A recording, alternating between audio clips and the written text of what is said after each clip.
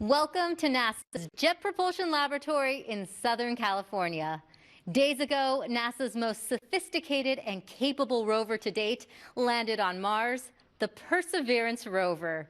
Today, we'll see Mars like never before with new photos and videos.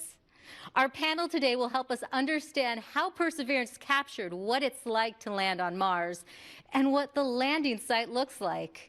I'm your host, Raquel Villanueva, and joining us is Matt Wallace, Perseverance Deputy Project Manager, Dave Gruhl, Perseverance Entry, Descent, and Landing Camera Suite Lead, Al Chen, Perseverance Entry, Descent, and Landing Lead, Justin Mackey, Perseverance Imaging Scientist and Instrument Operations Team Chief, Jessica Samuels, Perseverance Surface Mission Manager, Ken Williford, Perseverance Deputy Project Scientist, and to tell us what this all means for NASA and exploration, Thomas Zurbuchen, Associate Administrator for NASA's Science Mission Directorate. We will take questions during this briefing. If you're a member of the media on the phone lines, press *1 to be put in the queue. If you're on social media, use the hashtag #CountdownToMars. Now, to get us started is JPL Director Mike Watkins. Now, I will step aside for him to give his opening remarks.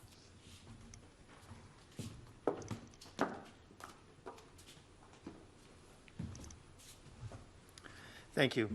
Welcome back to JPL.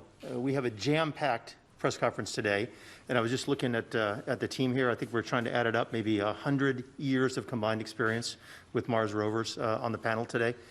Now, we have been working very hard since we landed. The surface team has been getting the rover set up for the surface mission. They've been working Mars time over the weekend, making fantastic progress, and you'll hear about that today. You'll also see some brand new images and videos that we acquired over the weekend, or downlinked over the weekend.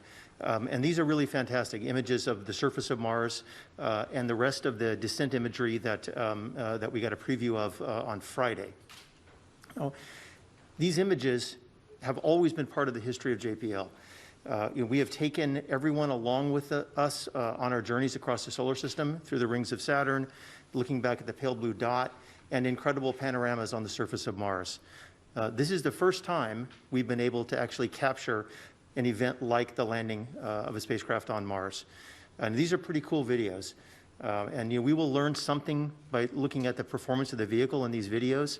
But a lot of it is also to bring you along on our journey, our touchdown to Mars, and of course, our surface mission as well. And these are really amazing videos. We all binge watched them over the weekend, if you can call a 1-minute video binge watching, but we watched it many, many times, and it's really fantastic. And just to show you how far we've come in the history of JPL, I want to show one image. This is from Mariner 4 in 1965. So this was actually the first first images sent back from Mars by Mariner 4, and that was hand-colored by the engineers according to a code, kind of like a paint-by-numbers painting. And there it is, the first color image, hand-painted. And so when you see these videos later, I think Dave Gruhl and Justin Mackey will be overjoyed that they didn't have to hand-color each one of these images. So my hat is off. It's a great press conference today. My hat is off to the team, for getting the rover to where we are and these fantastic images down. And to learn more about that team, let me introduce Matt Wallace. Thanks very much, Mike, and thanks for the nice words about the team. I'll try to be brief because I want to get to this video, and I know you do too. I just want to give you a little bit of background on how this whole thing started. My daughter is a gymnast. She's been a gymnast since she was a little kid. And when she was about, I guess, 11 years old, and the project was still in formulation, she asked me for one of those little sports cameras. And being the indulgent parent I am, I got her the sports camera, and she put it in the harness that it came with, and she put the harness on, and she did a backflip. And I don't know about you, but I cannot do a backflip. But when she showed me the video, and I watched that camera pan up to the ceiling, and then the room go upside down and then somehow right itself as she landed on her feet. You know, I felt for a moment that I had a glimpse into what it would be like if I could do a backflip. And that was the moment that inspired a phone call to my friend Dave Gruhl over here. And that's what led to this system, this entry, descent, and landing camera system. We call them the EDL cams that you're about to see the product of here just in a moment. Now, I don't know about you, but it is unlikely at this point in my career that I will pilot a spacecraft down to the surface of Mars. But when you see this imagery, I think you will feel like you are getting a glimpse into what it would be like to land successfully in Jezero crater with Perseverance. And so without any further delay, I'm going to turn it over to Dave, who'll describe the system, and we'll get to the video. Thanks. Great. Thanks, Matt. The idea of adding a ruggedized commercial off-the-shelf hardware onto a flagship spacecraft to do a nice-to-have function proved to be quite an interesting challenge that Matt handed over to us. Along the way, we encountered one, maybe two people who were a little bit skeptical of what we were trying to do. But thankfully, we had the full support of project leadership, all the individuals directly supporting the 2020 mission were super excited to help, and in the end, we were able to actually make it happen. Our EDL cam team were guided by two requirements, if you will. The first one was that the entry, descent, and landing system, camera system, must do no harm to the flight vehicle. And that's especially important during EDL. This was our one critical requirement, and as you all saw last Thursday, that requirement was met. The second item is not so much of a requirement as it is a mantra, if you will. We get what we get, and we don't get upset. We wanted our EDL cam system to get onto the vehicle and return amazing imagery of the vehicle landing in Jezero crater on Mars. Like every other element on the Mars 2020 spacecraft, individuals worked really hard and went above and beyond to make sure that their piece of the spacecraft did what it was supposed to do and would be successful. But in the end, we knew that our entry, descent, and landing camera system, the mission could still be 100% successful if our camera system didn't work. And if we could even get just one image or one piece of information back during EDL, that we shouldn't get upset and we should be excited.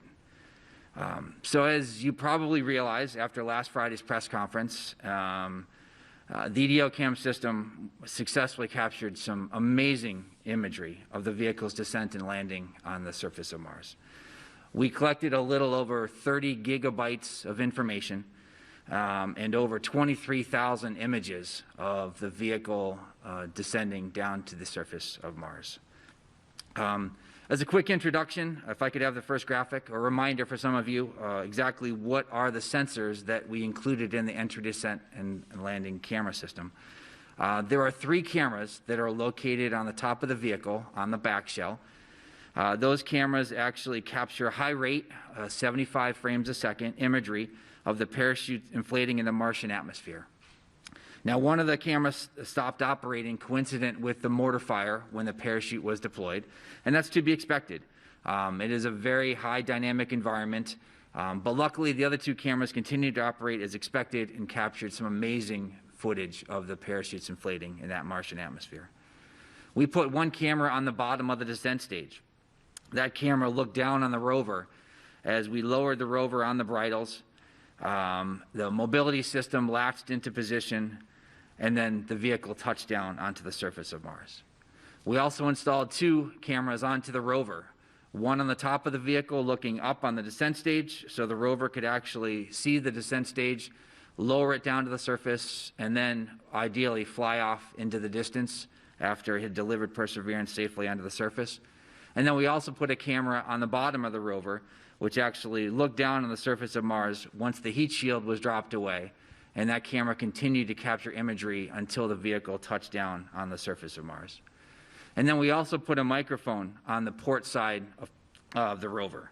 Now, unfortunately, I do have to say that we did not collect any audio during EDL, but please stay tuned a little bit later in this press conference because we do have some exciting information about the EDL cam microphone. So now the reaction to the EDL cam videos has been absolutely amazing around JPL. And we are super excited to actually share with all of you video imagery of Perseverance landing on the surface of Mars. Please roll the video. Starting the straighten up and fly right maneuver, where the spacecraft will jettison the entry balance masses in preparation for parachute deploy and to roll over to give the radar a better look at the ground. Conflict indicates chute deployed.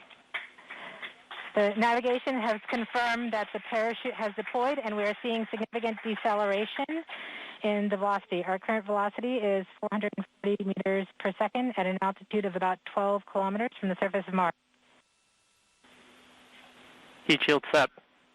Perseverance is now slowed to subsonic speeds, and the heat shield has been separated. This allows both the radar and the cameras to get their first look at the surface. Current velocity is 145 meters per second at an altitude of about 9.5 kilometers above the surface.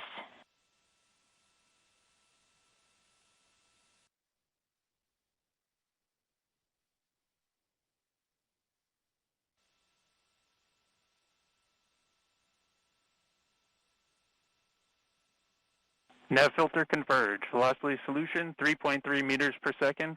Altitude 7.4 kilometers. Now has radar lock on the ground. Current velocity is about 100 meters per second, 6.6 kilometers above the surface of Mars. Perseverance is continuing to descend on the parachute. We are coming up on the initialization of terrain relative navigation and subsequently the priming of the landing engines. Our current velocity is about 90 meters per second at an altitude of 4.2 kilometers. OVS valid.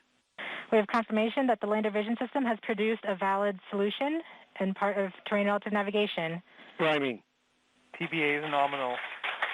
We have priming of the landing engines.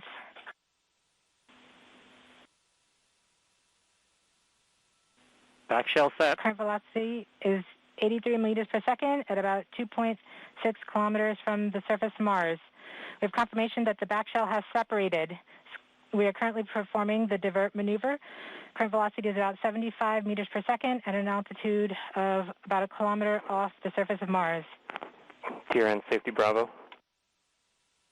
We have completed our terrain relative navigation. Current speed is about 30 meters per second, altitude of about 300 meters off the surface of Mars. We have started our constant velocity accordion, which means we are conducting the sky crane, about to conduct the sky crane maneuver. Sky crane maneuver has started, about 20 meters off the surface.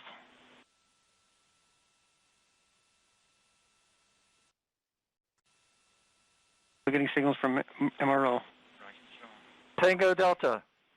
Touchdown confirmed. Perseverance safely on the surface of Mars, ready to begin seeking the signs of past life.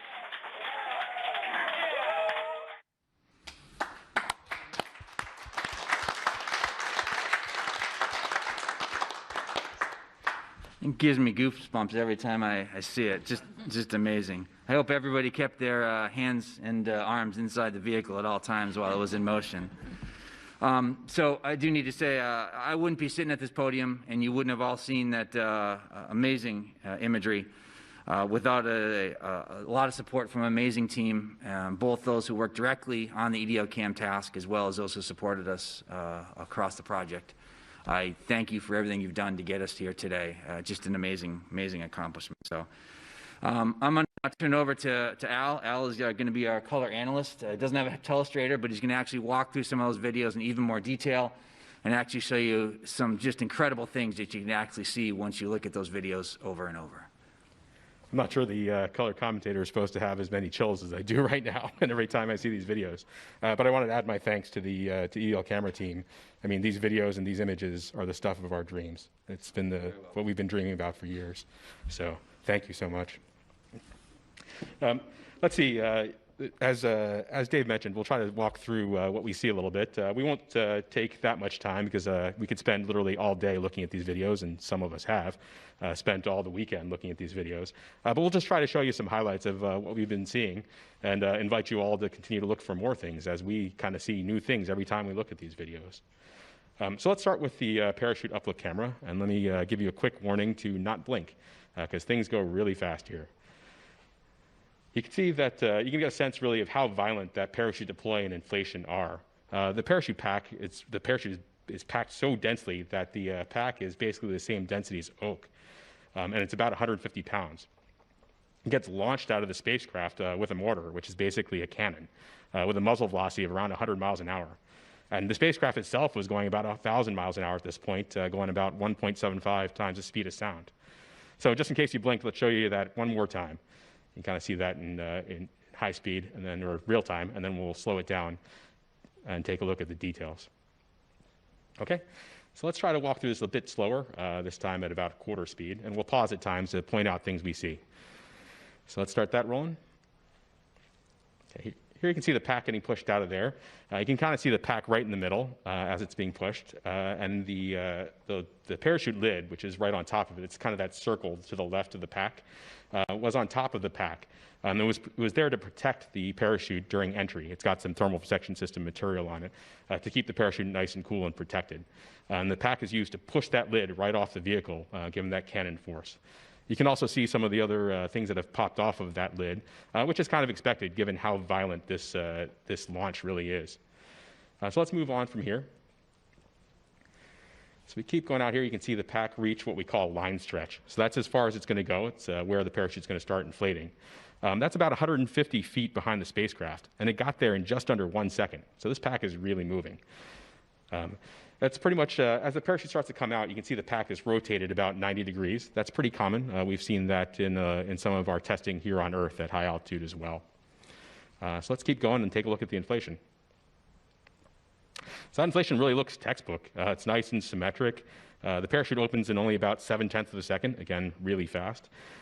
There's no evidence of tangling of the lines, which is great. There's about 2 miles of lines in the parachute system, so the fact that we don't see any evidence of tangling or any kind of other misbehavior is great news. And I'm sure we'll be studying this video for many, many years and picking it apart frame by frame. And of course, we have a second camera on board as well that recorded this launch and inflation of the parachute. You might notice the pattern that's on the parachute here. Distinct patterns are useful in helping us determine the clocking or orientation of the parachute. Also, the contrasting sections can be useful in tracking different positions of the parachute, different portions of the parachute as it inflates. So it's especially useful when we have multiple cameras, as we do here, and are trying to track features in the parachute inflating. In addition to enabling incredible science, we hope our efforts and our engineering can inspire others.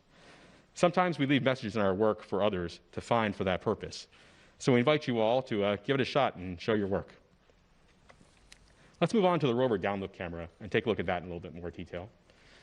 So if we start that up, you can see the heat shield falling away very nicely and symmetrically. Pausing here, we can take a look at what we see on the heat shield.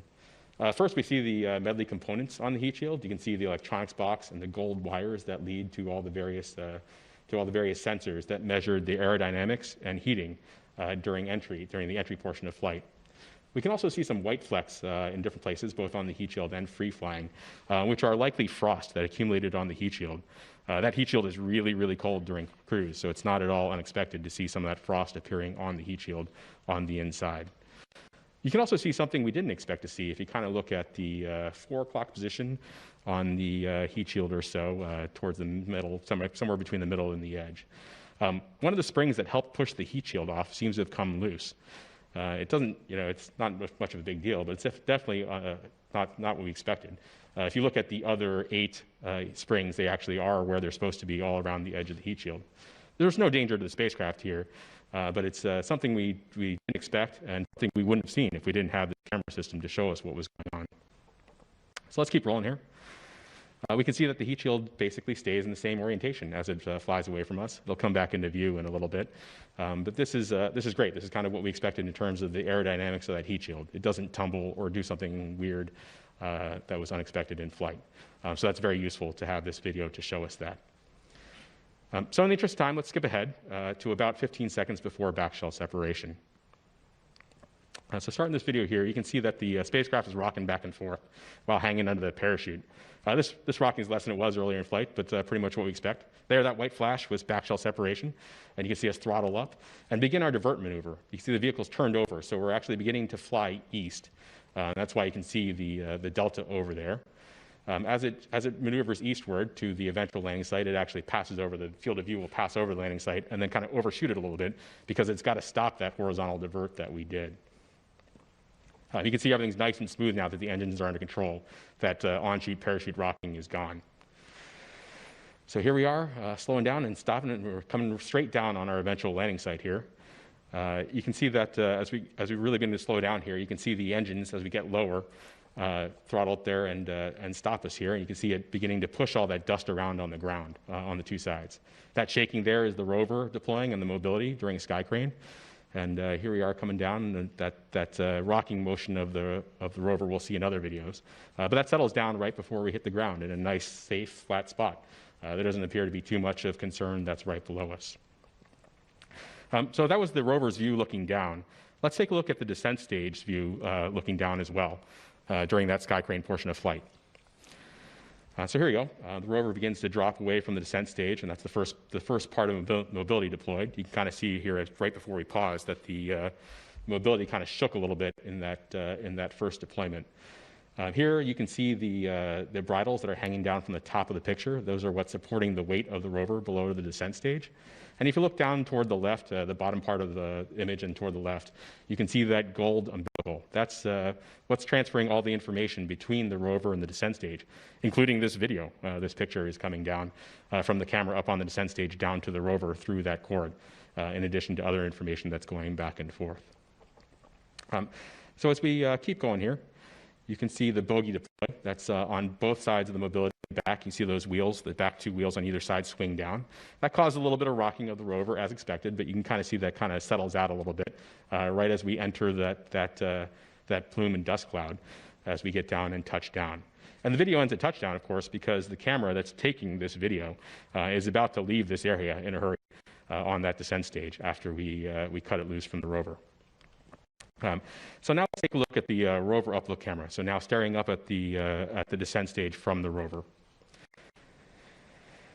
There we go. We got a really close-up look at the descent stage, and we can start rolling that. You can see the descent stage as the rover begins to fall away from it, and see the effect of that rover wobble from the mobility deploy. So pausing here, the first thing that most people will probably notice is that there's no plumes or no visible smoke or anything else coming out of the rockets at the corner of the descent stage. That's expected. Hydrazine isn't a combustion reaction when we burn it. The exhaust products are nitrogen and hydrogen, which are clear. So we expect the plumes to be clear. That's what we see in tests here on Earth as well. So I can promise you those engines are on, though. One thing you can see in the Earth testing we do is that the thrust chambers of those engines get kind of hot and glow pink. And you can kind of see that in the engines here, especially if you look at the engine at the very top right of this image. If you look closely right above the engine bell there on the thrust chamber, you can see little streaks of pink on there. And that's what's happening. As the engines have been on for a long time, they get really hot. And that heat shows up there in those pink stripes that we see. So take a look at that closely when you get a chance to look at the image in some detail. As with the previous videos, you can see the bridles that are supporting the weight of the rover there at the bottom now of this image, and that umbilical, again, transferring data back and forth between the descent stage and the rover. So let's keep going a little bit more. You'll see the image begin to wobble a little bit here. I can promise you it's not the descent stage wobbling, it's actually that rover tipping back and forth a little bit as we saw as the mobility deploys, both the first initial mobility deploy and then the bogies deploying. As we near touchdown, let's slow it down a bit and proceed in slow-mo here. So now we're watching about quarter speed. Things are getting pretty dusty here as we get down toward the bottom. Take a look here at the bottom left of this picture. You'll see actually the instant that we cut the descent stage away. And you'll see those throttles begin to get retracted up toward that descent stage as they're pulled up. And this is as planned. There they go. See as they got yanked up there right before. And then we'll see the descent stage begin to turn and ascend and head out toward the northwest with the umbilical dangling behind it. Since the rover was pointed almost directly to southeast, the descent stage chose to go toward the back. That's also to make sure, of course, that the engines don't plume the rover, that we don't damage the rover with that engine thrust. So we sent that descent stage off to the northwest, which Jessica will show you about in a little bit. So I can and have watched those videos for hours and keep seeing new stuff every time. So I invite you all to do that too. So now I'll turn it over to Justin, who will talk to you a little bit about the images we've been taking on the ground. All right, thank you, Al. I'm Justin Mackey. I'm the Mars 2020 Perseverance imaging scientist here, and I develop imaging systems at JPL. And when Dave asked me to help out with the EDL cam development about 6 years ago, I was really excited about it. I knew it would be challenging and interesting, and even possibly spectacular, but I had no idea that it would be this amazing, and we are so happy and proud, and I just want to thank Dave and Matt for just giving us the leadership and giving us the chance to do this. Like Matt and Dave and Jennifer and Rick and others on the project, I've actually worked on all 5 of the NASA rover missions, and as part of my job, I review images from Mars like every day. That's what I do.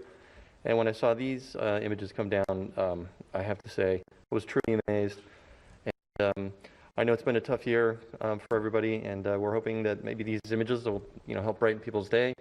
Your smartphones and make them your screen backgrounds and things. I'm just really happy that it all worked out. So now we're on Mars, and I'm going to talk a little bit about what we've been doing over the weekend. Over the weekend, we deployed the RSM, and if you go to the first picture, there's a picture of the remote sensing mast, the RSM, which is that mast on the rover, and you can see the navigation cameras up there, the left and right navigation cameras, or nav cams as we call them. This is another new imaging system that we've developed here specifically for the 2020 mission. These cameras represent a pretty significant advancement over previous imaging systems that we've flown. These are 20 megapixel color cameras with very high resolution and wide angle lenses that we use to basically map out the surface as the rover drives, and then we use these images to do planning and things.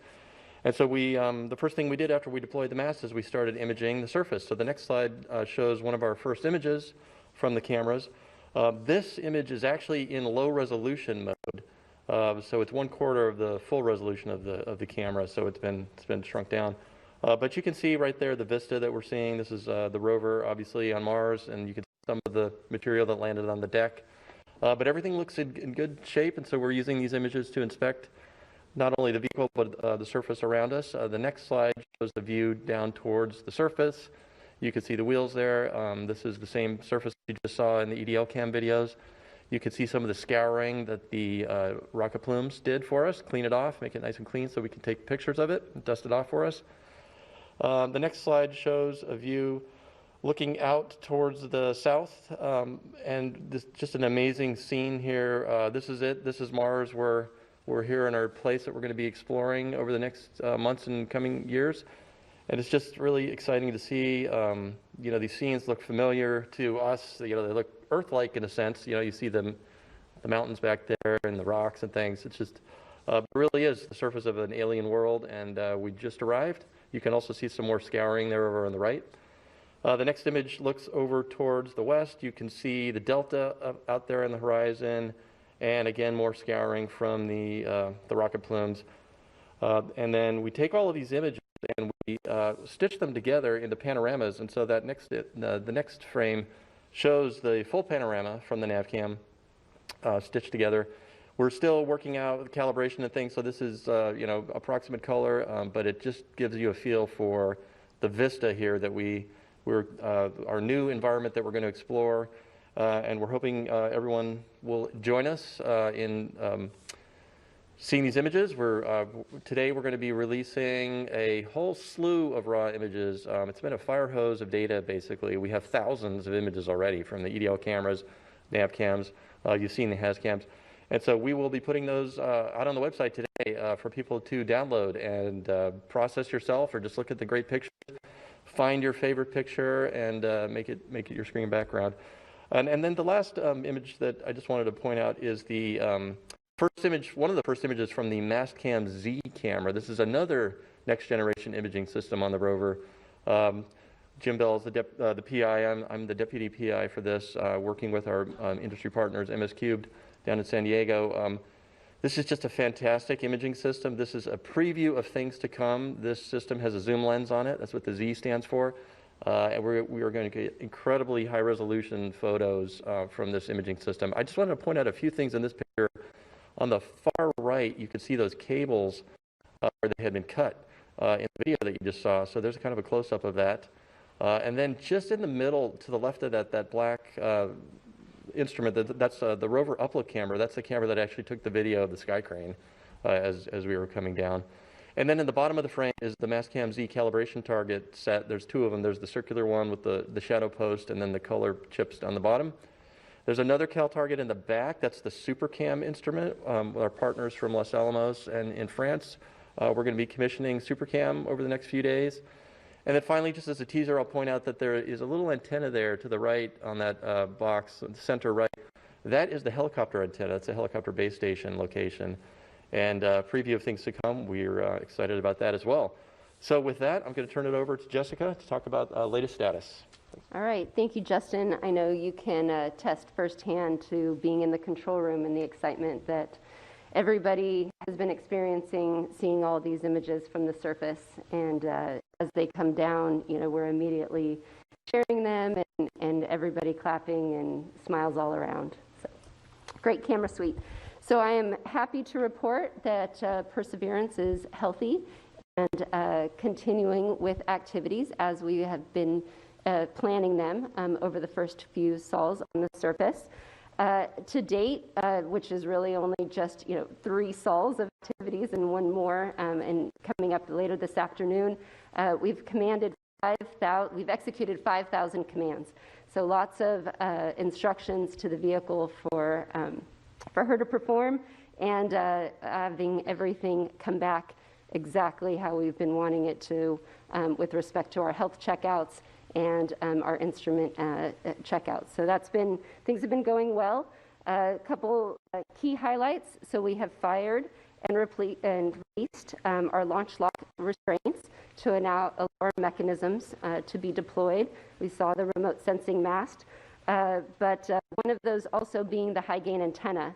Now, this is important for the high gain antenna to be deployed because it increases our uplink rate to the rover, and so it will allow us to send a higher volume of instructions to Perseverance and allow her to perform more involved activities over the days to come. Additionally, with respect to our communication, we have established a strong communication link with all of our relay orbiters and our partners, the Mars Reconnaissance Orbiter, the MAVEN Orbiter, Trace Gas Observer, the TGO, and Odyssey spacecraft. And so we thank those teams and are happy to be able to use those assets to relay all of the information that all these beautiful images that we are looking at today. The remote sensing mast motion checks were nominal and as expected, and all of our instruments have gone through their initial checkouts, and we're happy to report that they are all performing nominally and as expected. Now, when I say nominal, it really means fantastic, because we can't wait to continue to use this payload suite. Our backup computer was turned on yesterday, and that was in preparation for our upcoming flight software transition, which we will be performing over the next few days. And the Ingenuity helicopter has also been checked out, and we have performed a battery charging event, which we will continue to perform over the weeks to come in preparation for that aspect of the mission. But looking ahead, we are excited to be on our surface flight software. This is a much more surface capable, a lot more capabilities for the surface mission as part of this flight software load. It will take us a few days to transition, but once we're on that load, it will allow us to do further in-depth checkouts of the instrument, as well as deploy the robotic arm and exercise some of the turret items that you see in this image. So you can see that we have our coring drill in the center, our Pixel and Sherlock instruments mounted to the side, and that black tank is to support the gas dust removal tool, which will remove dust from the surfaces that we will be inspecting later. So coming up here, the wheels, if you noticed in the image now, are off to the side. We will be performing a wiggle. We'll straighten those up. We'll do a short drive. And as I mentioned, deploy the robotic arm, and then continue with further in-depth checkouts. So we are very excited to be happily on the surface and exercising our system and looking for what's ahead. So going back to our partnership with the larger Mars spacecraft and science teams and community, we're really excited that the MRO spacecraft, Mars Reconnaissance Orbiter, and the HiRISE team was able to find our hardware on the surface of Mars. And so if you see in this image, if the next pop-up, you can see that we have the descent stage, the parachute, and the heat shield all here in this image. With a few stats here, the descent stage is about 700 meters away from where Perseverance is on the surface. Parachute is about 1.2 kilometers, and the heat shield about 1.5 kilometers. And so it's very exciting that we can see all these different components now that we've landed on the surface. And as a special treat, the HiRISE image was able to actually acquire the entry, descent, and landing event from their perspective, and we can never have enough images of this activity, and so this is a fantastic view. But I'm going to send it back to Dave here. He, as part of this suite, we have one more surprise, or one more gift, I'll say, that we've been able to receive from this package. Over to you, Dave. Thanks, Jessica. So I think we probably have overloaded your visual sense for a little bit. So we're going to do something a little bit different, and I'm going to have some fun here for a second too. So I'm going to get rid of this.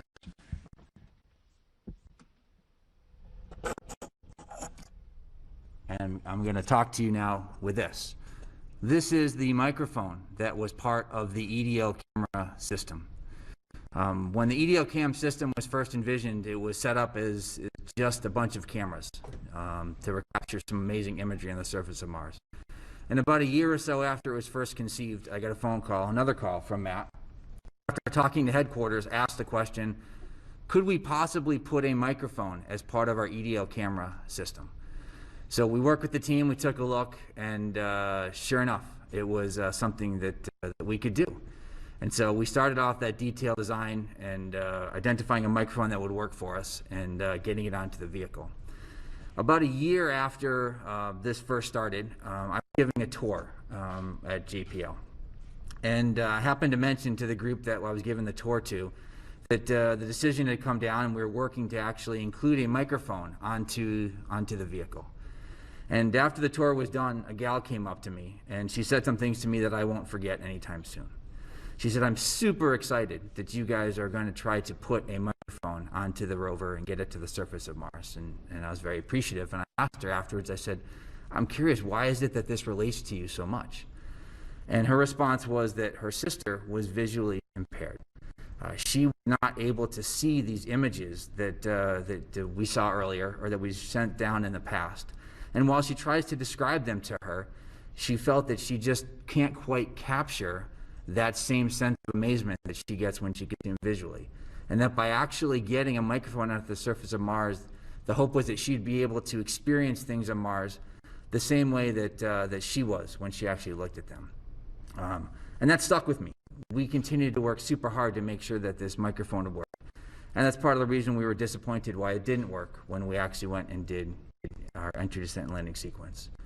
I wish I had actually captured that individual's name. I would love to reach out to her now and say, we've done it. I hope your sister is enjoying it. Because what I'm going to show you in a second, or what you're going to hear in a second, is actually the first sounds being recorded from the surface of Mars. So there are 2 microphones on the Perseverance vehicle. There's this microphone here, which is part of the entry, descent, and landing system, and there's a second microphone that is on the SuperCam instrument. And we're counting on both of these instruments, recording some absolutely amazing sounds from the surface of Mars. So with that, I invite you now to, if you would like to close your eyes, and just imagine yourself sitting on the surface of Mars and listening to the surroundings. If I could have the first one, please.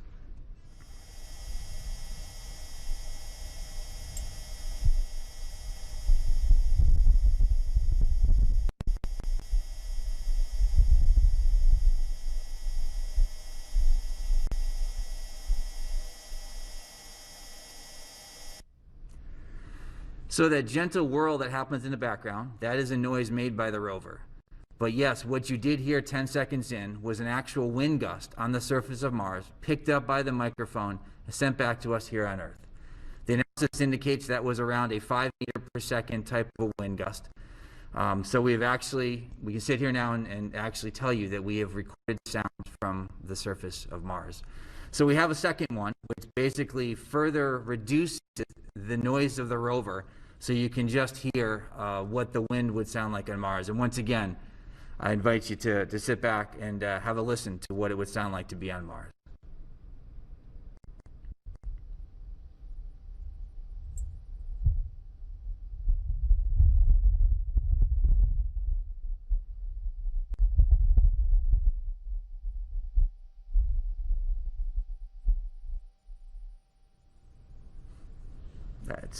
It's cool. It's really neat, overwhelming, if you will. I can't remember what I was going to go and say next. So we're looking forward to doing some amazing things with the microphones going forward. We need to work with the ops team. There's some great science that they're looking to do. We're hopeful that we continue to use these microphones, both the SuperCam microphone and the EDO cam microphone, to capture sounds, perhaps the rocks interacting with the surface. SuperCam is going to use theirs to get some great data of them zapping rocks. So as you've heard and will continue to hear, we're just beginning to do amazing things on the surface of Mars.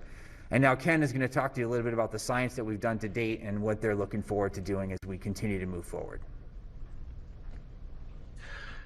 Thanks, Dave. And I'll start by just taking this opportunity to say to Matt, Dave, Al, and everybody else on this fantastic team, thank you for the ride of a lifetime. That is just incredible, what we've seen today, and what I'm sure we'll continue to see as the mission unfolds. So with all the focus on these spectacular videos and audio, we wanted to make sure to remind you that there's plenty of science going on already, with hundreds of team members poring over every new image. So if we can get the first of those images, as you'll see in this NavCam frame, we start with what may seem like very basic observations: light rocks, dark rocks, holy rocks. That's holy with an E. We use these very generic terms at this early stage until we have more data that allow us to test our hypotheses and make more confident interpretations. Follow along with the mission, and you'll see that this is a theme. As we get closer, our view of Mars continues to resolve and a coherent story emerges. Next image, please. Finally, I just want to briefly point out that we are finding real science value in these EDL cam videos. Here you can see a beautiful new perspective on the Jezero Delta. And if we can get the next image, also a new perspective on some of the beautiful stratigraphy around our landing site, which is up near on the far right side of this image. So now to put all of this in context for us, I'll hand it over to Dr. Thomas Zurbuchen. Well, what we've seen here today is really nothing short of amazing. You know, and perhaps you've had moments like this before. Some of you have told me that I was too young to remember, but they had a moment like that, for example, when they observed the first landing on the moon. They had moments like that where it felt that we took a big leap, not just in this case because of at JPL or at NASA, but a big leap as humanity. Of course, it's a leap that was enabled by work over decades, and on this mission for close to a decade. So what's possible today, or what feels possible, is different even than yesterday. It's how it feels to make history, and that's how I feel today. I'm so moved by this. Wow. The video of Perseverance descent and landing, and the amazing panorama, and the first wide landscape shot of Jezero Crater seen with human eyes, and the first Martian sounds are the closest you can get to landing on Mars without putting on a pressure suit. That video, I believe, should become mandatory viewing for young people who not only want to explore other worlds and build spacecraft to take them there, but also want to be part of diverse teams achieving all the audacious goals of our future. At the center of that is a team, and I'll ask for the next image. You should know, I met this team. I see me there in a dark suit next to Dr. Laurie Glaze, the Planetary Division Director, and Al, he just talked to you, is on his knee in there, and he entered the Descent and Landing team, and we met him just hours before that historic landing. And I love this picture because, of course, the event today demonstrates that the human aspect of exploration. And that is, of course, every reason for what we can do at NASA, and also why we do things. The video and audio and images here provided to us are from the surface of Mars, and sometimes we forget if we look at that. Well, rover shouldn't get all the fun. We want to make sure that all of us on Earth see and feel what it's like to be on Mars and explore other worlds. I'm so excited for the more than 1 million students who joined the Mars Student Challenge, and the many more across the world who will be inspired by these images released today and even yesterday. Their journey is also just the beginning. Just imagine Perseverance sitting on a hill, recording the next Martian landing with a cargo that is basically a rocket, and then the first from another world with samples bound for Earth that are collected by Perseverance now in the near future. Imagine follow the entry, descent, and landing of the first human crew on the planetary surface sometimes in the future. These future historic events, which I'm confident will happen, will be enabled by women and men working in diverse teams. Imagine the goals we can achieve together. So what is possible? Sometimes to address that question, it's good to look back and think where we've come from, just like my friend Mike did earlier. We've been on a journey, both as a human race for quite a while now, and I don't want to show this next image of Sojourner, of the Pathfinder mission, which was designed for 7 sols or Martian days or so, maybe 30, ultimately lasted for 85 Earth days in 1997. I remember that really distinctly. A true Pathfinder indeed, it weighed 23 pounds, and returned a surprising amount of data back to Earth, and a surprising amount of science for many scientists, I must say.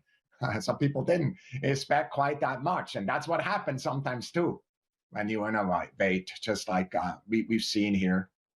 We've grown from that seed. Now Perseverance is the size of a small car, and it's ready for us for the next giant leaps. And here's a picture that we're putting up that is one of the many pictures that we're releasing. And of course, it's a picture, one of my absolute favorites, and that's a picture of the sample caching system on there, because it's that sample caching system that will connect this mission to the samples that will bring back to Earth and other historic feed we're working on. This system is on the surface of Mars now. I remember distinctly looking at it before we packed it up from JPL and moved it over. Then, of course, launched it from the top of a rocket. This, my friends, is one of the indelible moments in NASA's history where what we can see and what we can learn and what we can hope for in the future, and the extraordinary emotions that makes it feel all of us coming together. That human element will fuel our future at Mars, which is bright indeed. And it will fuel the dreams of a new generation that will return to Mars and also study the samples that we will eventually bring home. I'm so grateful to this team and literally the thousands, both at JPL and within the US and around the world, to all of you who have engaged in this mission. As has been noted, the raw image pipeline is opening up. Please go take a look at these data and play with them, especially those of you, the children and the youth that have signed up to our educational campaign. What can you find in these pictures? And who's going to compose the first piece of music with actual Mars sound? Mike, Matt, Jennifer, Al, many of you leaders, I could not be more proud of both you and your team. On behalf of our entire NASA leadership team, a heartfelt and a proud thanks to you. For the record, Matt, I'm so glad for your idea about these cameras. We will learn a lot from that, much more than we ever expected. And of course, this is just a start. For the surface team, the real work starts now to evaluate the surrounding and start a plan and our trajectory across Jezero Crater. It's a big team and there are lots of discussions, but that's science in action. Stay with us. There is much more amazement to come. Back to you, Raquel. Thank you, Thomas. And we'll now move on to your questions. Remember, if you are a member of the media on the phone line, you can press *1 to get into the queue. If you're on social media, you can tag questions with the hashtag Countdown to Mars. Now, starting on the phone line is Bill Harwood from CBS News. Yeah, hi. I guess this is for Al or maybe for Matt. I mean, other than the loose spring you guys saw in the heat shield, is there anything at all in that video that looked off nominal? I mean, you know, it looked like it was almost textbook. And I'm not saying that just to, I don't know, give you free praise, but I didn't see, you know, I don't see anything like that. So is there anything? Thanks. I can take that one. We've been poring over those videos and looking for anything that could be wrong, and also looking at the rest of the data. And we did have a pretty clean run through entry, descent, and landing. There were a couple of bits of the parachute lid that came off. Some of that was expected. In fact, we knew that there was some risk of that as well. And there was, if you look at the video, you can actually see a chunk. That's the radome. It's a cover for one of the low gain antennas we used during cruise and also during part of EDL. That came off. We had hoped that it wouldn't, and we tried to restrain it a little bit better, but we knew that it was a risk that it might. So that's something we noticed that's on there as well. There's a couple other little things that we've been taking a look at, but I think you're in general right that the entry, descent, and landing system behaved as expected, and it did what it had to do. Especially given, and a big shout out to the terrain relative navigation system, which put us down in the safest spot that was available to us. The places that we had to choose from weren't great if we didn't have something like terrain relative navigation. So yeah, the landing system worked great. Great, thanks, Al. And up next, we have Marcia Dunn from the Associated Press. Yes, hi. Wonderful video. I'm just wondering, did the JPL team get to see snippets coming down of the video, and then, or did you have to wait until this 1 minute video was put together? What was the reaction when you first saw the video and laid eyes on it? And for David, why do you think the mic didn't work during descent? Thank you. I can say a couple words about the first part. I had trouble leaving this mission support area this week just because I kept waiting for every little bit of information to come back from, particularly from these cameras, but from the vehicle in general. And I can tell you, every time we got something, people were overjoyed, giddy. They were like kids, you know, in a candy store. You know, we'd get a thumbnail, which literally is just a really low-res, blobby-looking thing of one of those videos that came down first, and we'd just be falling on the floor excited with what we were seeing, and that's before even the high-res came. You know, there's a lot of people that have contributed to this entry, descent, and landing system our chief engineer, Adam Stelzner, happens to be here in the studio. He was kind of the father of the sky crane system. This started 15 years ago for him. He and his team have never seen this system operate before, not even on the Earth, because we can't test it on the Earth. So this is the first time we've had a chance as engineers to actually see what we designed. And I just can't, it's hard for me to express just how emotional it was and how exciting it was for everybody as we got this information down.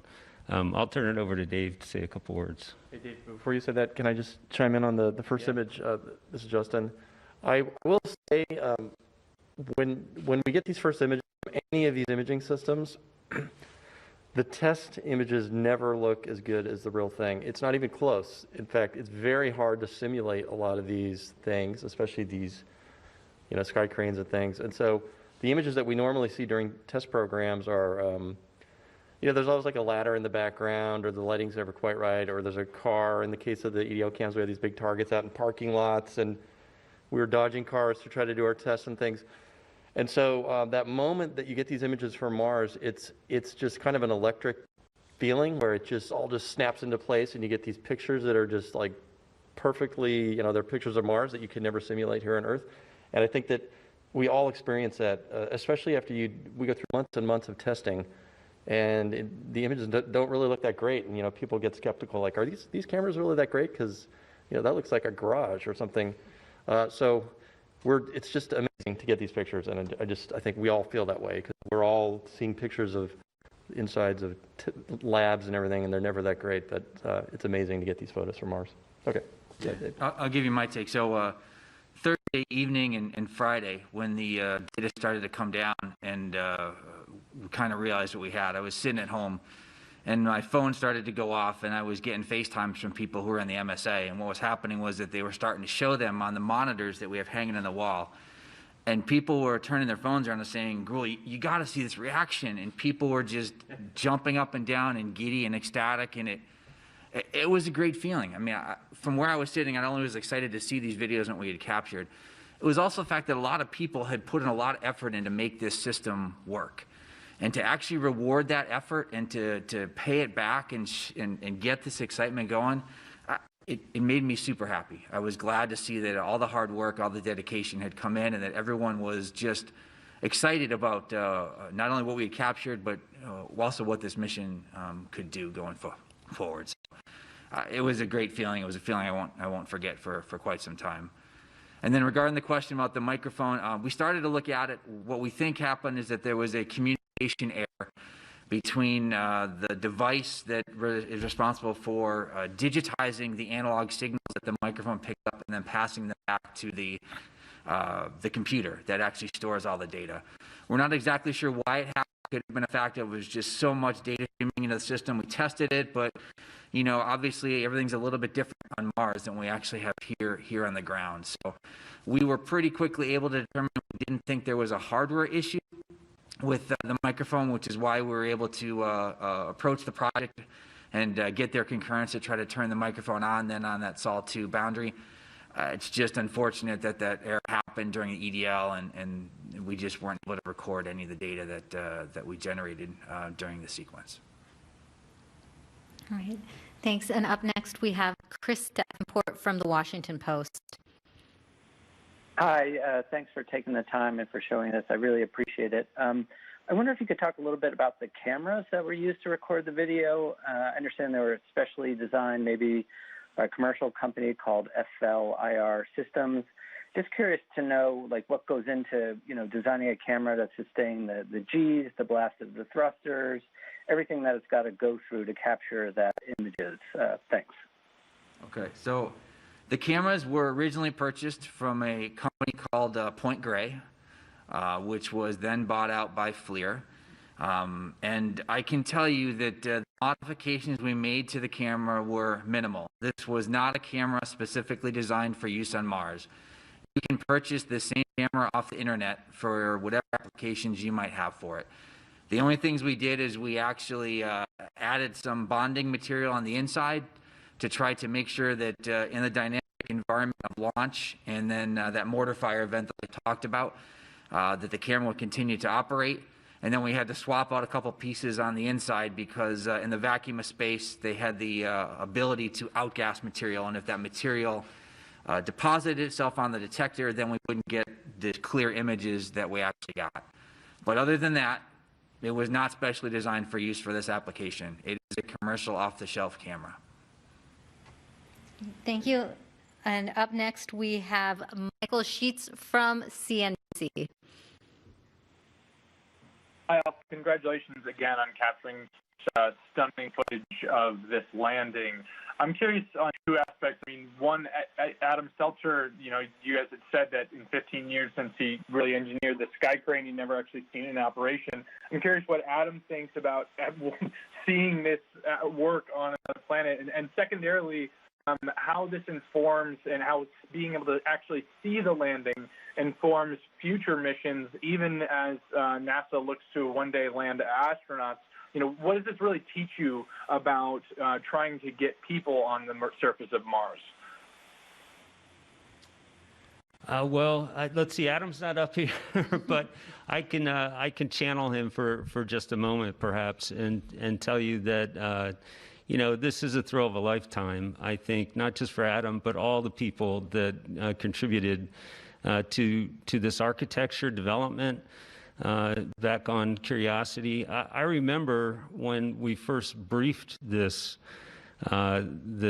system, you know, with the supersonic parachutes and you know, multi-body systems, and we're going to lower this thing on a tether, and people just looked at us like we were insane, you know. And Adam and his team, of which Al was part, you know, they kept at it, and they explained why it made sense. They explained why it was robust. They explained why it would work.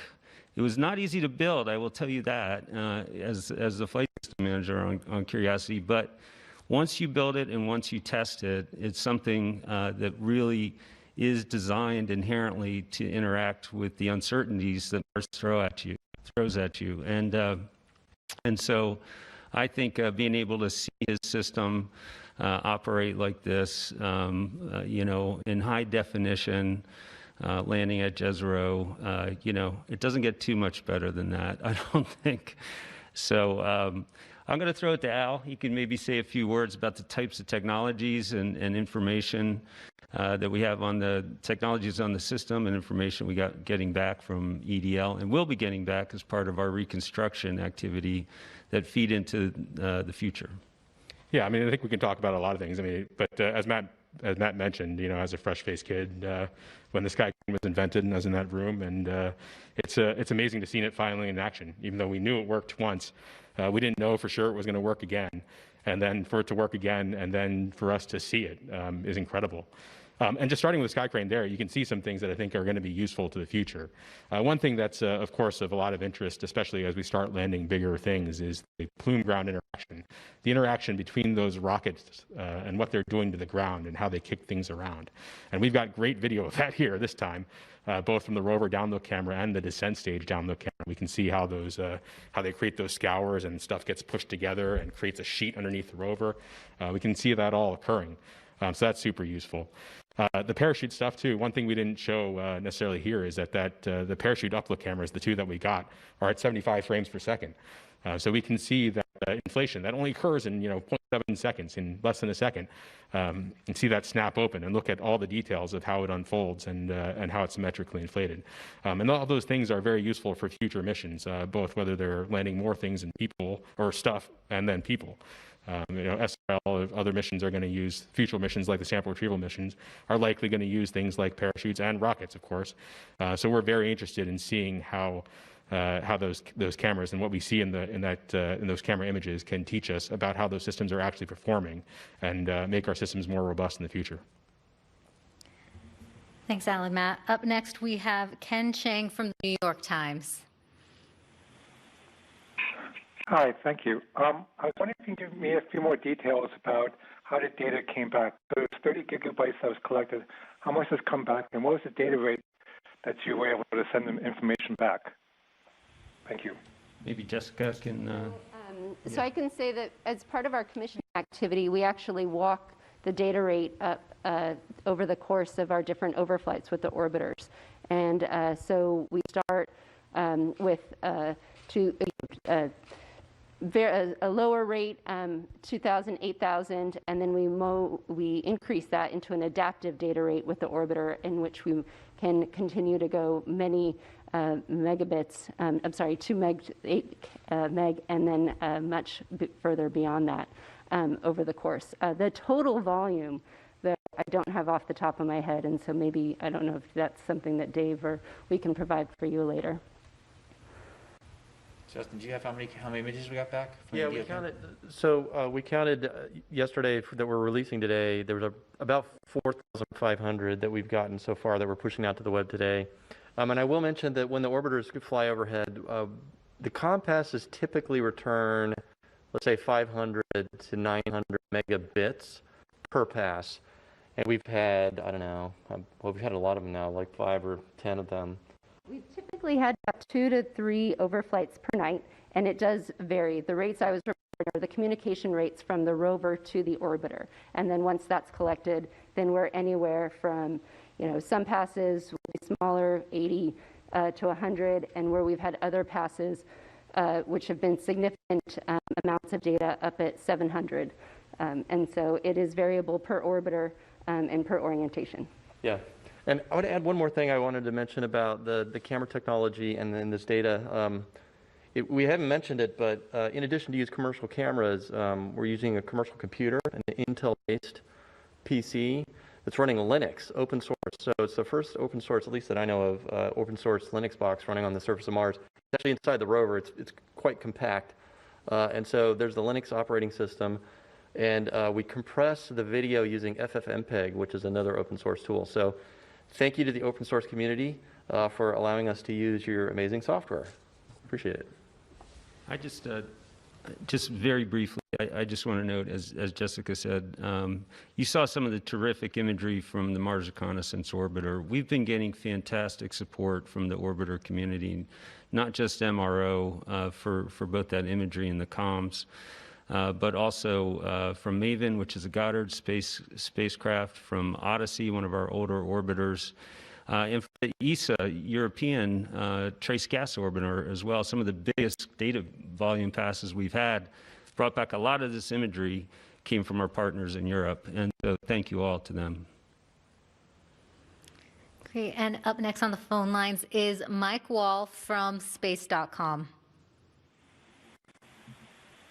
Thank you all for doing this, and yeah, it's really amazing video. Thanks for sharing it.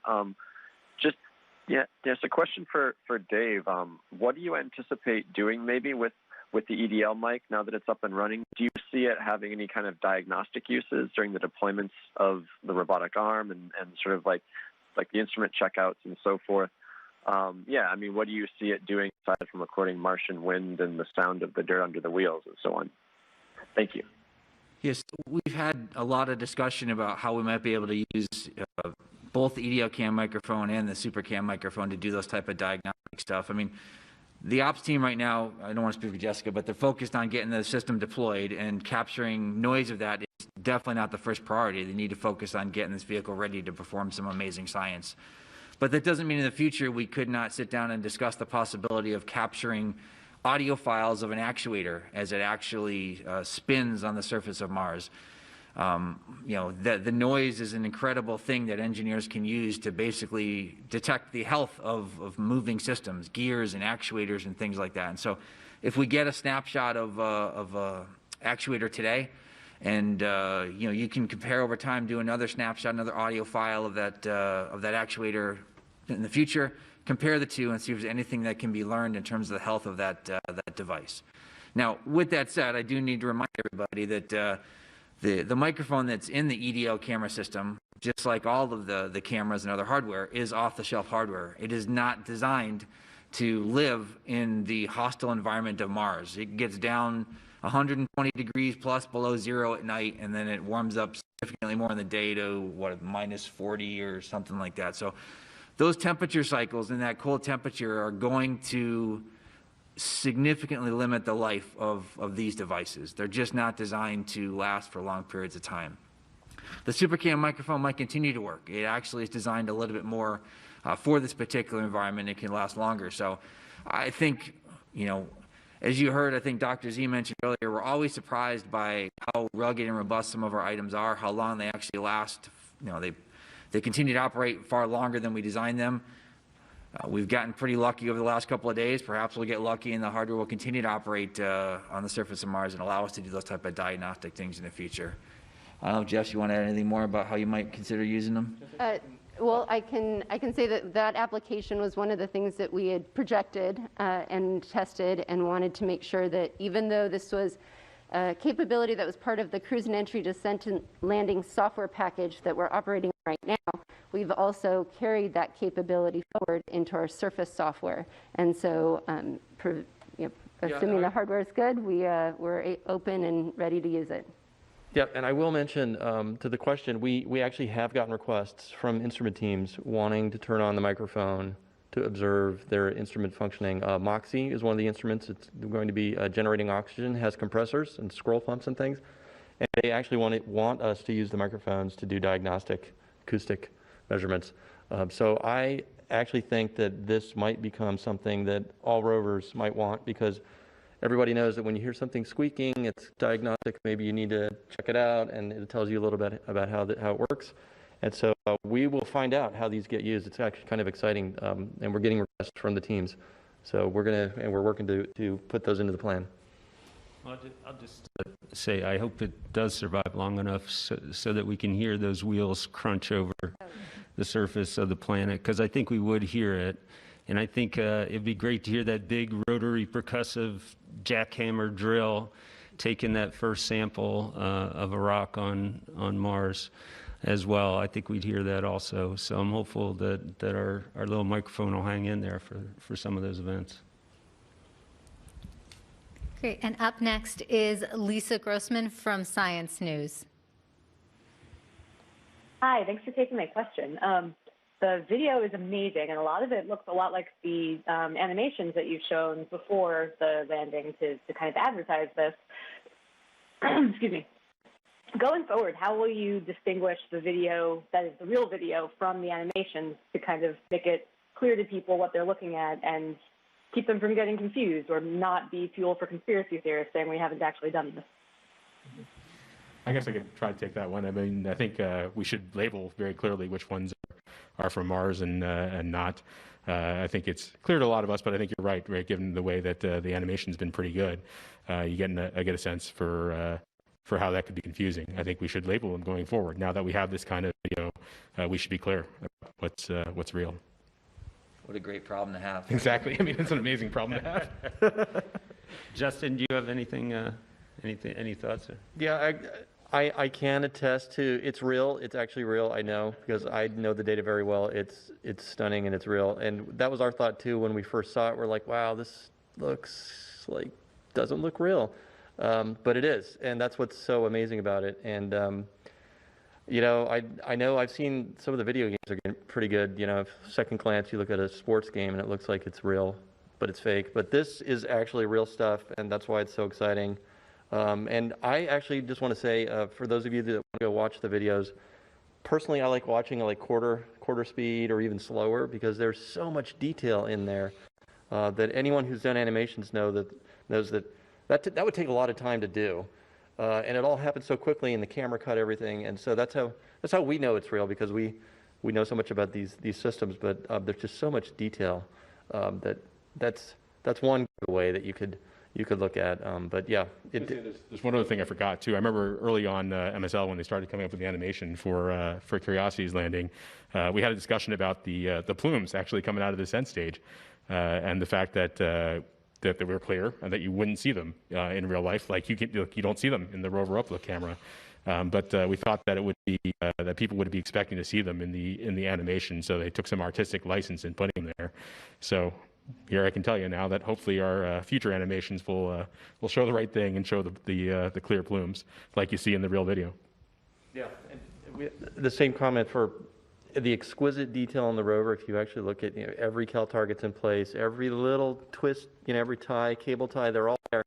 In the animations, you usually don't have that. When you get down to that level of detail, at least now you typically don't, because a lot of the things happen kind of last minute, and as the rover's getting built and people slap things on and they're not in the drawing, so the animators don't pick it up.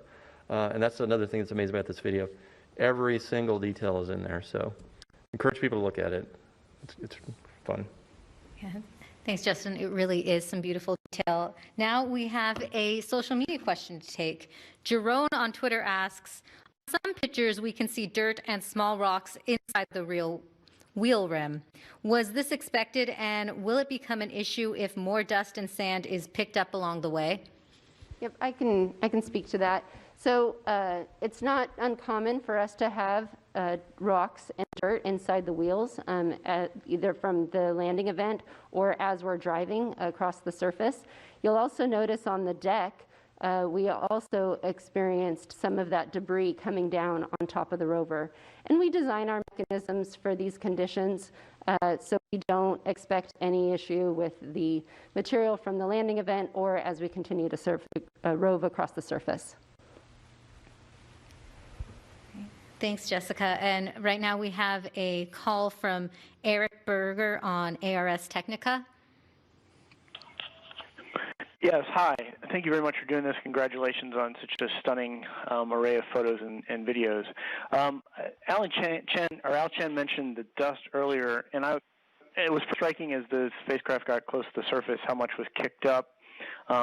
It's a 1-ton rover. It's pretty sizable, but when you're talking about human missions, it's much larger. And so, what does being able to see this dust tell us about the challenge of landing future kind of much larger spacecraft on Mars? Is that something that you're going to have to account for? And if, is it going to be a really significant issue to deal with? Thank you.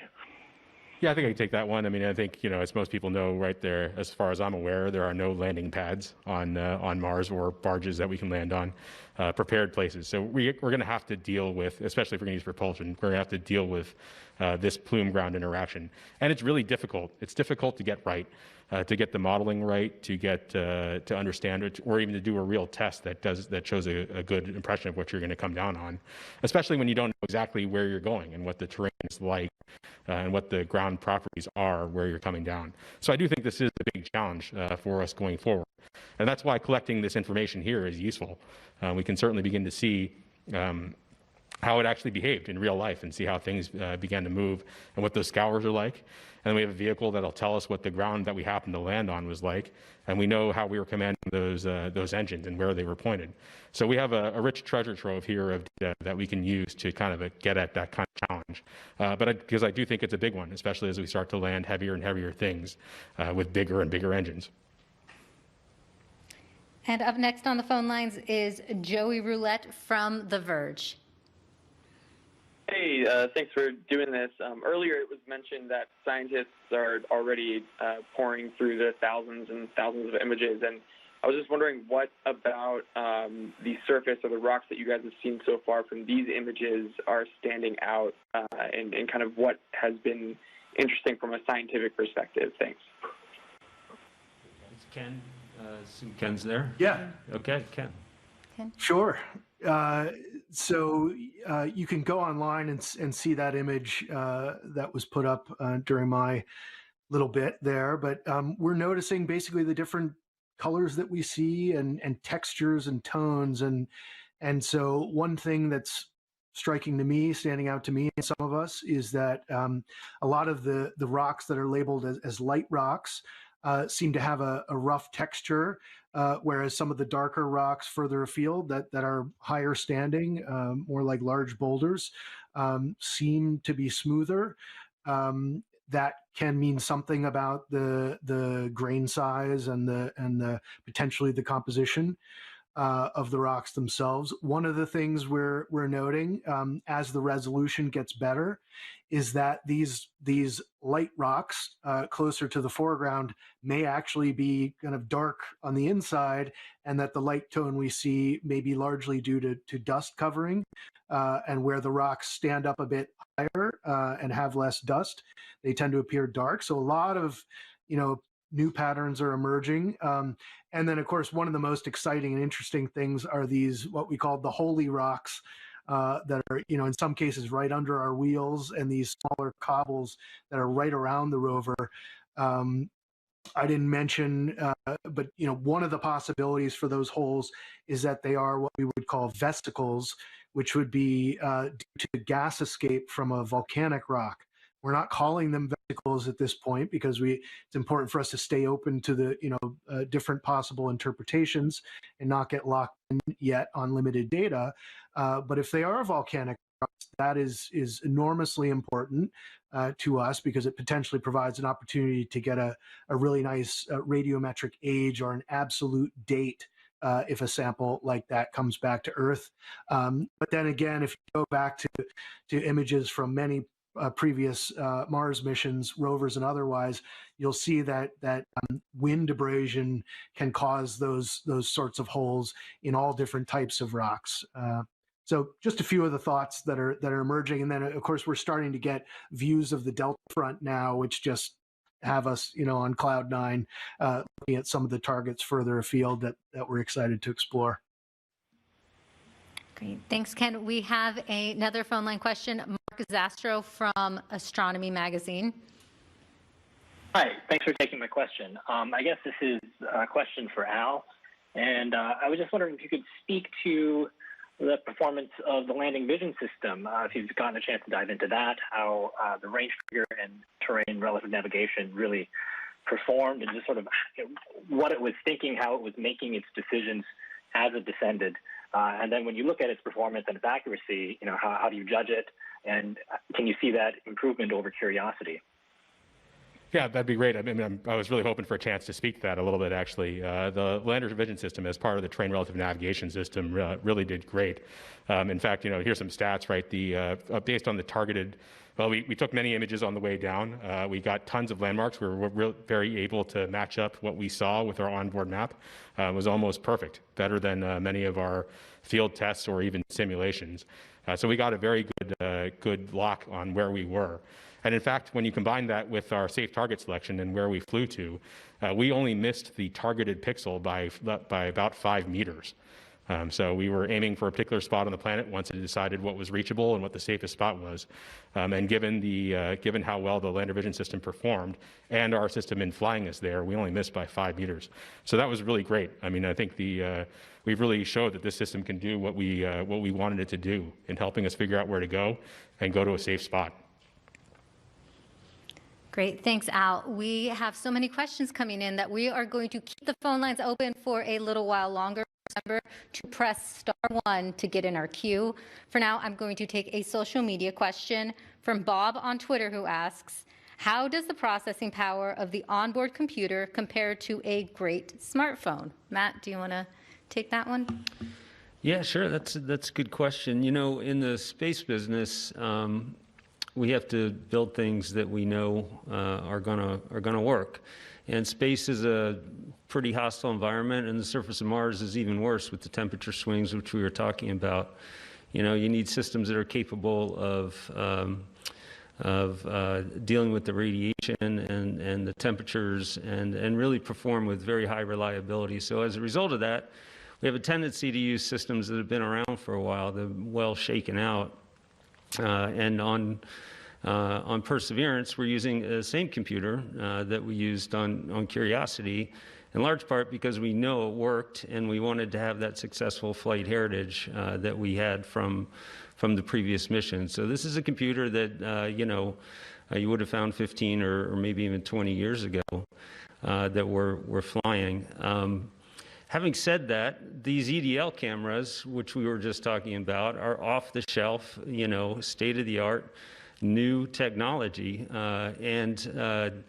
It is always a thrill for us when we have the opportunity, like we did in this particular application, to bring that kind of technology into our systems. It's a very powerful way to multiply our functionality and our capability.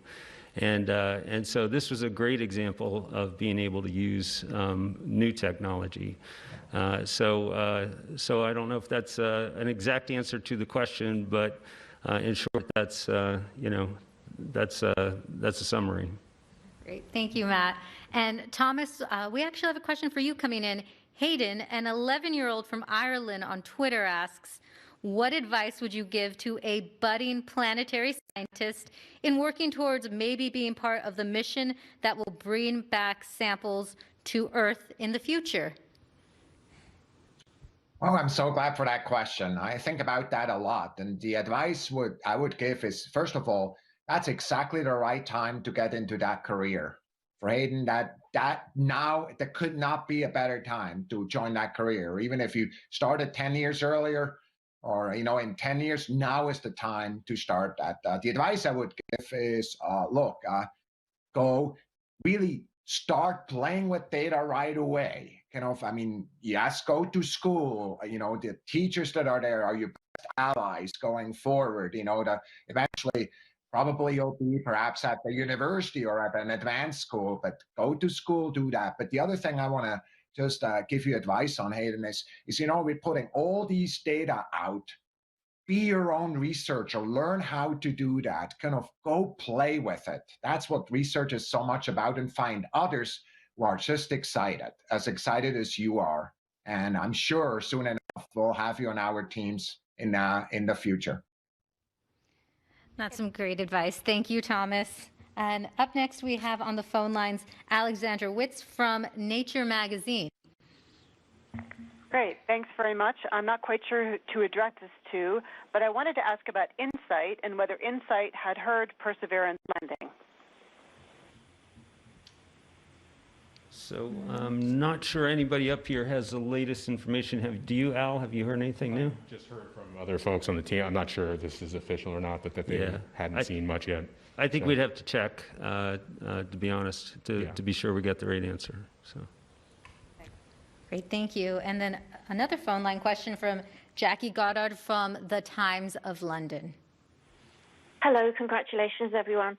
One of the most common questions that I get from readers who aren't generally a scientific audience but regular folks is, what is the point of spending all this money to go to another planet and explore it?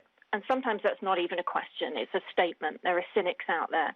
Can you say why we explore, and how does humanity benefit from you finding out what you find out and doing what you do? Thank you. Give everyone who wants to answer time to answer. I can, or Thomas, did you want to? Thomas might want to comment. Yeah, why don't I get started and turn it over to you, Matt? Is that okay if I start? Matt, you good with that? Yeah, that'd be great. So frankly, I'm thinking about this question all the time. Why do we explore? And of course, when we do that at NASA, I just want to let everybody know that if you look at how much money we're spending on each planet and the exploration of each planet, of course, the majority, the money the planet we're spending most money on, of course, is the Earth, the place where we live, where our friends live, where our history is, and where our future is going to be. And so we're not confused about the importance, and just as excited about the amazing future of what exploration is going forward.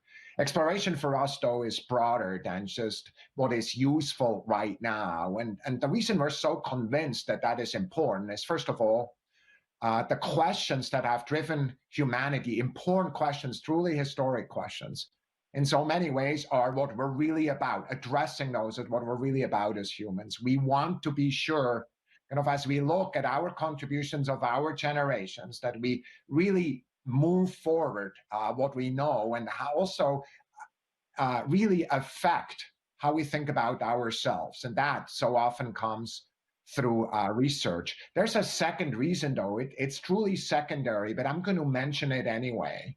So often, and surprisingly, the results and the technologies that we're building for the very questions that are really driven by fundamental science questions are extremely useful. And I just want to remind you that perhaps today, whoever asked that question is driving around in a car with a GPS system built for an entirely different purpose and looked at the weather forecast, which of course was not anticipated when in fact we built the first Earth satellite. So yes, we want to focus on the immediate needs today, and it's really important, but it's so critical for us as a species to look forward and explore. Matthew? Thanks, Thomas. I think you said it really well. You know, I've been landing things on Mars now for 25 plus years. And so I've had a chance to go out and talk to a lot of different people. And it's not unusual when somebody asks this question. And I used to, you know, have a long list of reasons. And there are a good long list of reasons. But fundamentally, I've come to the conclusion that in some ways it's kind of a moot question, because how can we not explore? It's just who we are. It's what we are. It's in our DNA. You know, you couldn't stop us as a species from exploring, I don't think. I think it's part of the reason why we're, you know, at the top of the food chain, is because we're curious, because we want to go to places we haven't been. We want to answer questions we don't know the answer to. Sometimes we want to find the questions we don't even know need to be asked. You know, it's just part of who we are, and it opens new horizons, new frontiers. It inspires us.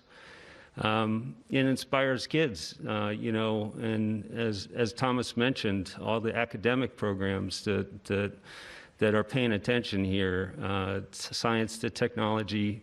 That we bring to the table, that's important for us, you know, and I think that's the best I can do to answer that question. There's a lot of reasons. All right. We can move on now to another call from Matt Kaplan from Planetary Radio. Hi, everyone. Congratulations from not just me, but all of the Planetary Society. I've been texting with our boss, Bill Nye, the science guy, who has been watching everything along with us. And here's part of his reaction. Oh, my, this is astonishing, dare mighty things. But here's my question for Ken Williford. Ken, getting these first images and video from so much closer to the surface of Mars than we have from the orbiters, in spite of the great job that they're capable of, does this start to make you think about the potential of doing this on a regular basis from balloons or, let's say, a helicopter? Well, sure. You know, almost everything I'm thinking about right now is potential. I guess I've compared it, you know, to several people who have asked me how I'm feeling. You know, what's it like? And the closest thing I can compare it to is, I would say, the birth of my daughter. You know, where the cruise phase that's about 8 months long, you know, is like that 9-month period where you're just waiting and you're just hoping everything goes right, and then she's born.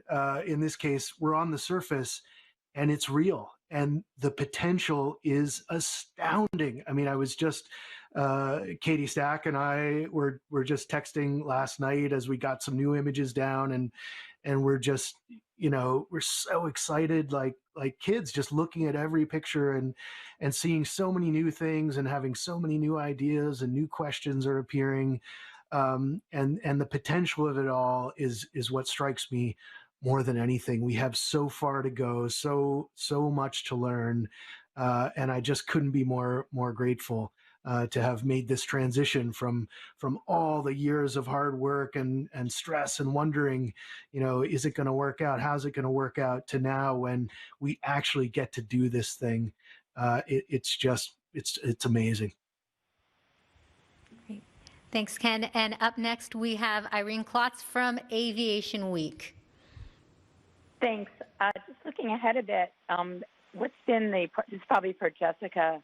Have you made any progress homing in on a site for the helicopter flight demos? And if so, about how far from the Perseverance landing site are those? So the team has started to evaluate and is using the images that we've received from entry, descent, landing, as well as now these images that we've acquired over the last couple sols.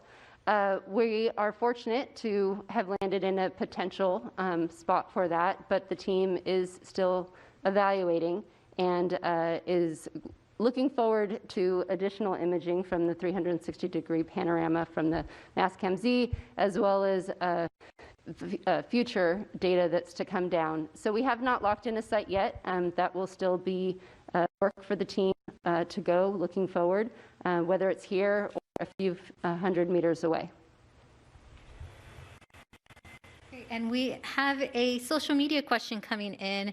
Jake, who is 12 years old on YouTube, asks, was there one point you thought that this would be impossible to do? That's a great question, Jake. There might have been many points when it felt a little impossible. I'll give you my one moment, and then the other folks may want to add in. And that's last March when the COVID pandemic struck. We had just shipped the spacecraft down to Kennedy. Dave Gruhl, who, believe it or not, this whole EDL camera gig is not what he does for a living. He was our assembly, test, and launch operations manager, and he, along with his deputy, Art Thompson, were responsible for assembling the flight spacecraft, testing it, and getting it down to the launch pad for launch. That's actually what he did for a day job. So the pandemic struck about a year ago, and Dave and I and Art and others were just constantly on the phone trying to figure out how to react to it and how to respond to it. I said it before, we didn't have a lot of margin, we didn't have a lot of time. We were figuring out a lot of things as quickly as we could, and our focus was shifted from trying to get the spacecraft built and tested correctly and staying on schedule for the launch, because if you miss it, you got to wait 2 years for these planetary launches to Mars. And suddenly our whole focus had to change to keeping the people safe and keeping their families safe as a #1 priority. And I wasn't sure, honestly, I wasn't sure we could do that. And I knew that if we couldn't keep them just as safe as they would be at home doing other things, that that could be it for us for this opportunity. We got tremendous support across the board from the institution here at JPL, from headquarters, Thomas and SMD, and we got through it. But that was the existential moment for me. That time right there, the first 3 to 6 weeks after COVID really hit hard. So, anybody else? Same answer. Yeah, exactly. Same answers. Okay. Yeah, I'll add to that. One of the things that's interesting about these jobs we have are we spend years. I mean, 7 or 8 years for me and all these guys. Years and years of work building, testing, making sure it's going to work. And I have to say there's some amount of stress involved when you spend 7 years of your career doing something and then it all comes down to like one moment. And for me, it's obviously like those first images that come from the cameras. Like, you really want that to work, like really, really want it to work. And you've tried everything you can do to make sure it'll work. And so, but it's definitely, we try to be open-minded about what could go wrong. We try to cover all our bases. And that's what's one of the great things about JPL is that there's a team of people here, really smart people. You go to these reviews to review your product and your designs. We call them withering reviews. You get a lot of tough questions, but that's one of the really, JPL is a real gem of a place because we built this culture of always questioning what could go wrong, but hoping for the best, and it's a really interesting experience. I think we all share that. Yep, I will agree. I think we invite the feedback from each other and our reviewers to make sure that we are thinking about all the things that we need to think about and pushing ourselves to meet those challenges. And of course you want it all to work, but there are some things that you worry that you didn't think about. But as a community and as a collective and as a team, we use each other to help make sure that we're covering those bases. I mean, the team really did persevere, and we are here today. Up next is Leo Enright from Irish Television. Thanks very much, Raquel. I just realized there's no doubt about it. 12-year-olds definitely ask the best questions. But if you'll forgive me for going geeky on this. Could somebody talk to the traversability of Canyon de Chelly now that you've seen these amazing pictures? Do you think that you can just simply turn around the rover and head directly west-northwest, possibly right past the descent stage? Or realistically, are you going to have to go to the northeast, around Olympic, and then to Chamanfoya? I'm sorry for being geeky, but it's kind of a serious question. Can you move quickly? So I can, I'll comment, and I'll let Ken comment also. We have spent, as we do in our development program, as we were mentioning, a lot of time in different conditions to evaluate the performance of our system. And one of the things that we did on this mission compared to other missions was to enhance that traversability capability with enhanced autonomous navigation and as well as processing while we're driving, so to increase our drive rates. Now, we have many more images still to assess in terms of evaluating our path forward, but I'll let Ken speak to maybe some of the areas that we are interested in pursuing. And what's really great is that we work together with the science and engineering team to evaluate those paths and what sort of terrain is the best for our system. Yeah, so it's a great question, and it's our major focus right now on the science team is answering exactly that question. What are we going to do? What do we want to do? Where do we want to go? And I'll say, first of all, we're so extraordinarily happy about exactly where we've put down, because we ended up right on this major geologic feature, this contact, we call it, between two differently mapped units. And so you see there's this sort of undulating feature that, this sort of obvious line that we're landed right next to, and that's the big contact. One of the major features we were hoping to explore in this mission, and it presents for us one of the big mysteries. I mentioned the possible vesicles. It gets down to one of the big questions for us early on is, what is that crater floor made of? And are there igneous rocks there, sedimentary rocks, both? And there's a lot of implications for both. So what I would say we're probably currently leaning toward is exploring that contact, which would naturally lead us more, I think, to the second of the two options. But we'll see. We've got a good amount of time while the team does the commissioning and checks all the systems out. And during that time, we'll be digesting all those new images and doing a lot of strategic planning, evaluating different options, arguing amongst ourselves in the team. Right after this press conference is over, our first science team meeting post-landing starts immediately after that. So we'll start talking about just those things. So we'll see. Great. Thank you, Jessica and Ken. Up next, we have Stephen Gorman from Reuters News. Hi, thank you very much. Can you hear me okay? Yes, we can. Yeah.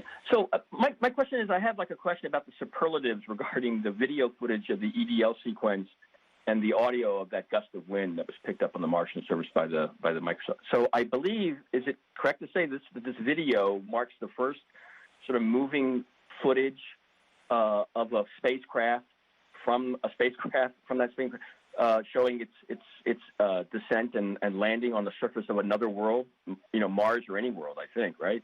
Be that including the moon or an asteroid or anything from that. And then secondly, is this the first sound recording ever made on Mars or any celestial object other than Earth, or just the first one that was made that's been played back on Earth? I was wondering if you could just clarify that. I can, let's see, on your first question, putting aside the Apollo program and the moon and just talking about planets, this is most certainly, I'm pretty sure, as far as I know, this is the first time we've been able to see our spacecraft land on another planet. And hopefully that that answers the question that you asked. As far as sound, I'm not sure anybody else has any more information, but again, as to the best of my knowledge, this is the first planetary sound that's been recorded. So, yeah, go ahead, Justin. I can add to that. In terms of sound, the InSight lander has a seismometer on it, and they did measure seismic signals that were acoustically driven and then rendered that as audio. So that could be potentially another one. But in terms of like imaging and doing video, MSL did have a descent imager that did video, 3.5 frames per second, so it was a little slower. And that was the Marty instrument. We've also done time-lapse of deployments of things on InSight. We deployed a seismometer and we do time-lapse video. Mars Pathfinder, we did time-lapse video of the rover driving down onto the surface. But then again, it's time-lapse, so seconds in between frames. So you've probably seen those. They're all out on the internet, the rover movies. I worked on that as a postdoc, actually. But this is definitely the best video of any of them. So I think we can at least say that pretty definitively. It's a whole nother level of capabilities that we now have. So that's Great. Well, that is all the time we have for questions today. Thank you so much to our panelists. We unfortunately can't answer all the media questions on there. For those with additional questions, please call JPL's Digital News and Media Office. Our social media team will continue to answer questions online, and we have a Reddit AMA with Perseverance team members starting at 1 p.m. Pacific time today.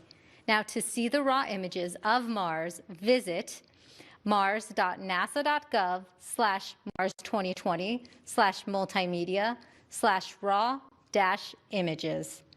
For more updates on the mission, visit nasa.gov/perseverance and mars.nasa.gov/perseverance. And you can also follow us on social media using @NASAPersevere. I'm Raquel Villanueva. Thanks for watching.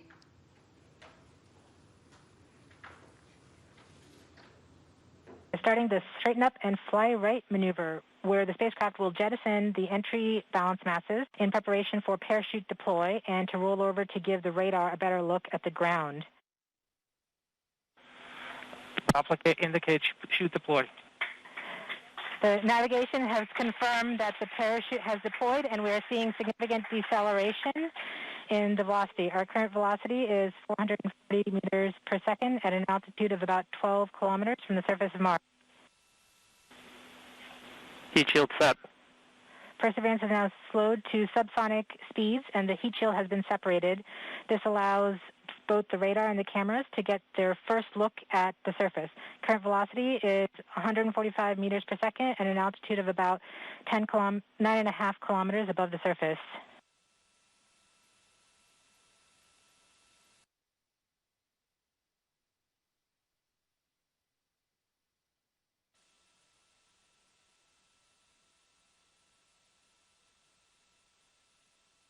Nav filter converge. Velocity solution 3.3 meters per second.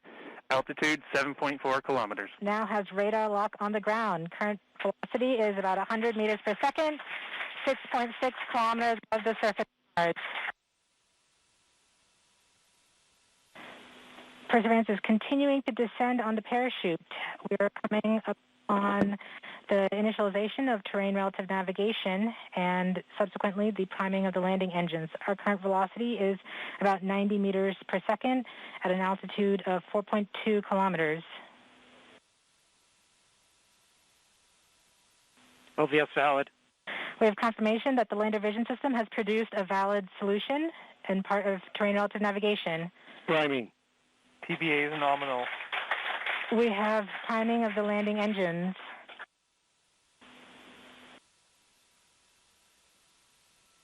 Back shell set. Current velocity is 83 meters per second at about 2.6 kilometers from the surface of Mars.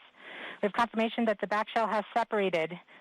We are currently performing the divert maneuver. Current velocity is about 75 meters per second at an altitude of about a kilometer off the surface of Mars. TRN Safety Bravo. We have completed our terrain relative navigation. Current speed is about 30 meters per second, altitude of about 300 meters off the surface of Mars. We have started our constant velocity accordion, which means we are conducting the sky crane, about to conduct the sky crane maneuver. Sky crane maneuver has started, about 20 meters off the surface.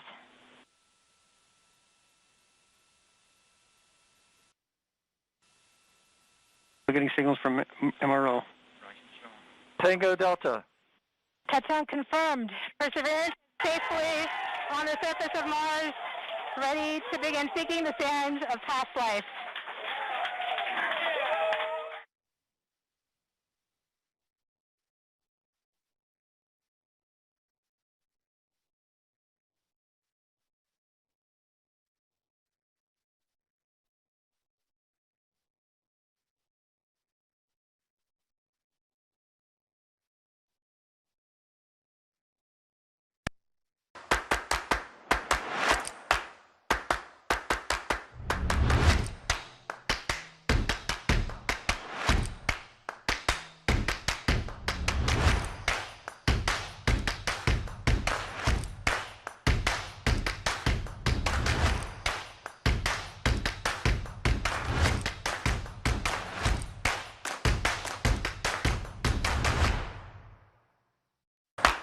Well, in my left hand, I have a feather.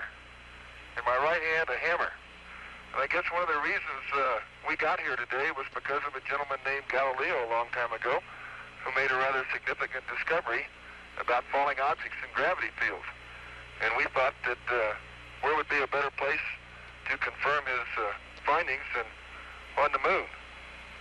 And so we thought we'd try it here for you. The feather happens to be appropriately a falcon feather.